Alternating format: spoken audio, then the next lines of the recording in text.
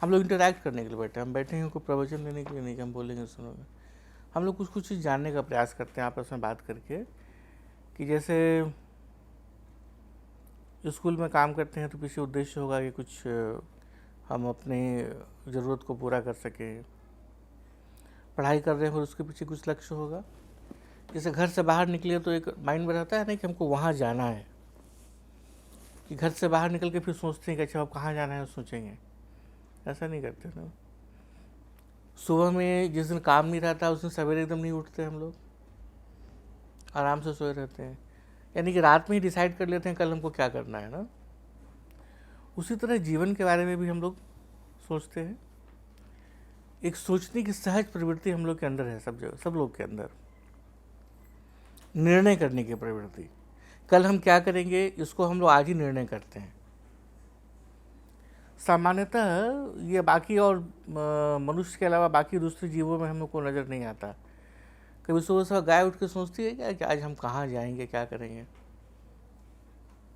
उसी प्रकार कभी तुम लोगों ने विचार किया है, बहुत सारा ऐसा कृत्य है जो हम लोग करते चले आ रहे हैं, उसके पीछे उद्देश्य क्या है। जैसे हम पूजा करते हैं, उसके पीछे क्या उद्देश्य है। जैसे मंत्र है, उसको हम लोग पढ़े, तो क्यों पढ़े, बिना मतलब का कोई कारण। उसको पढ़ने से क्या हुआ, कोई विचार किए हो तुम लोग। इसकी जरूरत क्या है कि मंत्र पढ़ा जाए। गुड, मन की शांति के लिए। और ये डिट्टो डिट्टो, सब सही, सब सही नहीं। मन की शांति, सब सहमत है इस पर। कुछ और बात। अच्छी कौन सा चीज़ इसको शांत करना है हम लोग को। ये मन आखिर कौन सी बला है, इसको शांत होने की ज़रूरत है, और क्यों शांत करना चाहिए उसको। हाँ, क्रोध जो है सो मन का एक विकार हो गया, मन का एक गुण या अवगुण जो भी कहें, मन का हुआ। हमें क्रोध ना आए, हमें विद्वेष ना आए, हमें घृणा ना आए, मन शांत रहेगा तो नहीं आएगा। इसके लिए मंत्र पढ़ना चाहिए। तो मंत्र के पढ़ने से मन क्यों शांत होता है, कुछ विचार किए हम लोग कभी। बहुत अच्छा उत्तर है, मन को शांत करने के लिए करते हैं। क्योंकि जीवन में जितनी भी उपलब्धियां हैं हम लोग के जीवन में, वो मन के शक्ति से ही हमें प्राप्त होता है। हम लोग मूलतः क्या है, मन है। तुम्हारा मन है इसलिए तुम यहाँ पर हो। तुम्हारा मन यदि नहीं है तो तुम यहाँ पर नहीं रह सकते। हो सकता है शारीरिक रूप से तुम यहाँ पर हो भी, तभी यदि मन नहीं है तो तुम कहीं बाहर घूम रहे होगे, बीच में अचानक आओगे और फिर चले जाओगे बाहर, यहाँ पर रहते हुए भी। बहुत बार ऐसा होता है कि तुम किसी से बात करते करते हो क्या कहा है तुमको सुनाई नहीं देता। क्यों, क्योंकि मन वहाँ पर नहीं है। मन यदि तुम्हारा अच्छा है तो तुम अच्छे हो, मन यदि बुरा है तो तुम बुरे हो जाते हो। मन से बाहर कोई भी प्रकार की तुम्हारा अपनी पहचान नहीं है। सोचो इसके ऊपर। यदि मन बहुत शक्तिशाली है किसी का, तो उसकी उपलब्धियां भी अत्यंत शक्तिशाली हो जाती हैं। तो मन कमजोर कब होता है, जब मन अशांत होता है ना।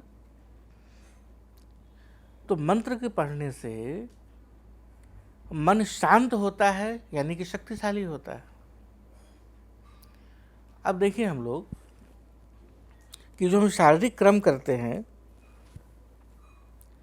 जो शारीरिक चेष्टाएं करते हैं, बहुत सारा काम करें शरीर से, वो अधिक हमें बहिर्जगत में जो भी हम लोग काम कर रहे हैं उसमें अधिक हमें सम्मान देता है कि जो हम अपने मन की शक्ति के साथ जो हम शारीरिक श्रम करते हैं वो अधिक सम्मान देता है। थोड़ा सा हम लोग ध्यान दे बढ़ते हैं आगे। उदाहरण के लिए एक मकान बन रहा है। मकान को बनाने में कितने लोग लगे हुए हैं, एक मजदूर लगा हुआ है, एक राजमिस्त्री लगा हुआ है, एक आर्किटेक्ट समझते हो ना क्या होता है, जो नक्शा बनाता है कैसे कैसे बनेगा, एक कॉन्ट्रैक्टर लगा हुआ है, एक इंजीनियर लगा हुआ है। सबका पेमेंट अलग अलग है ना। सबसे कम पेमेंट किसको मिलता है, लेबर को, मजदूर को। और सबसे ज़्यादा शारीरिक श्रम कौन करता है, मजदूर करता है, लेकिन उसको सबसे कम वेतन क्यों मिलता है? क्योंकि जो श्रम कर रहा है उसमें जो ज्ञान का पक्ष है, जो मन की शक्ति का पक्ष है, जो बुद्धि का पक्ष है, वो जो राजमिस्त्री उसके तुलना में कम है। मजदूर को सिर्फ इतना पता है कि हमको ईंटा को ला करके देना है राजमिस्त्री को। मजदूर को सिर्फ इतना पता है कि हमें सीमेंट और बालू को ऐसे मिलाना है और उठा करके देना है, लेकिन ईंटा कैसे लगाया जाएगा, कैसे दीवार बनेगा, कैसे उसके लिए तरह तरह से हम लोग बांधेंगे दीवार को, बांस लगाएंगे, ये मजदूर नहीं जानता। अब जो राजमिस्त्री, उससे अधिक किसको पेमेंट मिलता है? जो इंजीनियर है। क्यों? क्योंकि राजमिस्त्री को सिर्फ इतना पता है कि हमको दीवार बनाना है। इंजीनियर को पता है कि कहाँ पर किस प्रकार से हम लोग सब कुछ करेंगे, पूरा का पूरा कैसे स्ट्रक्चर खड़ा होगा। आर्किटेक्ट को उसी हिसाब से और पैसा मिलता है, क्योंकि वो पूरा प्लानिंग रहती है।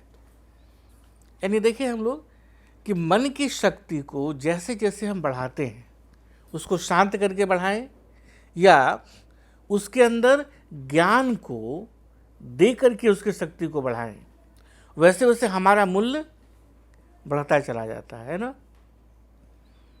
यानी कि यदि हमको अत्यधिक सफल होना है तो हमें क्या करना होगा?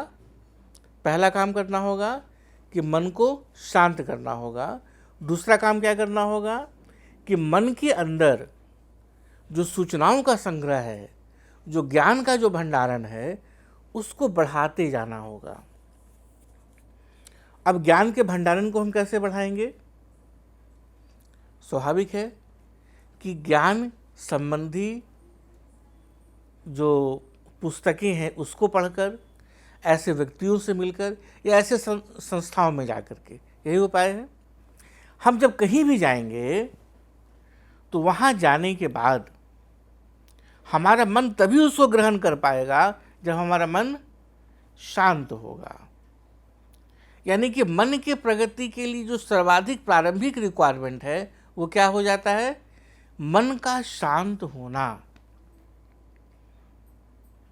तो मन को बिना शांत किए हुए, चाहे वो प्राइमरी स्कूल हो या बिल्कुल विश्वविद्यालय हो, ये दोनों ही जगह मन ग्रहण नहीं कर सकता जो ज्ञान वहाँ दिया जा रहा है। इस कारण मन को शांत करने के लिए बहुत तरह के तकनीक का विकास हुआ, बहुत तरह के तकनीक का विकास हुआ। इन तमाम तकनीकों में से एक है इस प्रकार से मंत्रों का पाठ, कि मन को पहले शांत कर दें, स्थिर कर दें।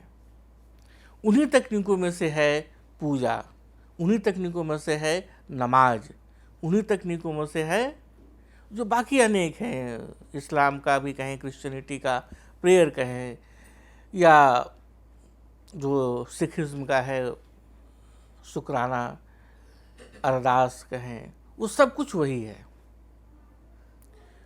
तो हम लोग जब पूजा करते हैं या प्रार्थना करते हैं, इसके पीछे का उद्देश्य क्या होता है? कि मेरा मन सबसे पहले शांत हो। अभी हम लोग बातें कर रहे हैं, थोड़ी देर तक तुम्हें समझ में आएगी बातें, फिर धीरे धीरे तुम्हारा मन विद्रोह करने लगेगा कि भाई ये इतना बोरिंग बात होगा, हम लोग को नहीं पता था। शुरू में संकोच से तो बैठे, लेकिन अब मन नहीं लग रहा है, तो मन फिर विचलित होना शुरू होता है।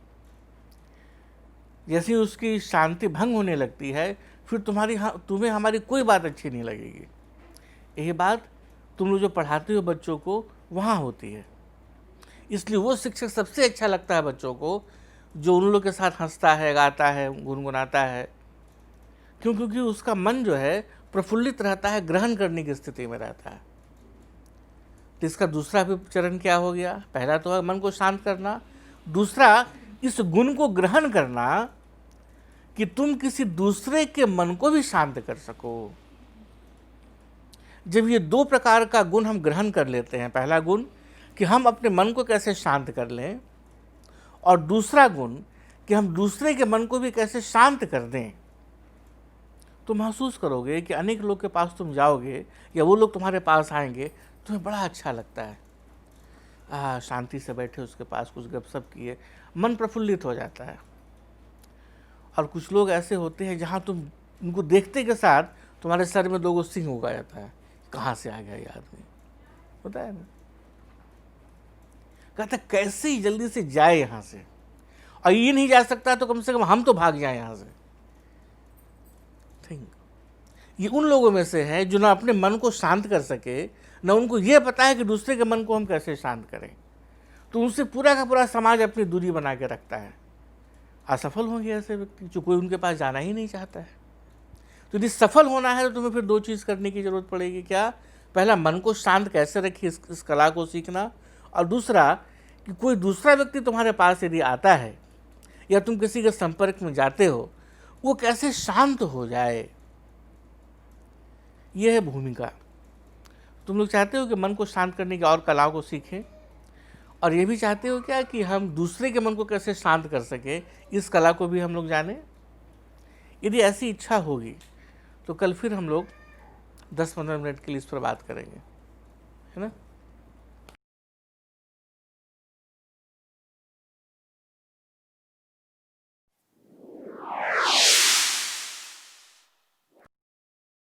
यदि आप हमारे साथ हैं, पेटीएम या गूगल पे पर हमें सहयोग दें ताकि यह काम और बेहतर हो सके तथा जारी रहे। To support us, donate us through Paytm और Google Pay so that this work may continue and improve.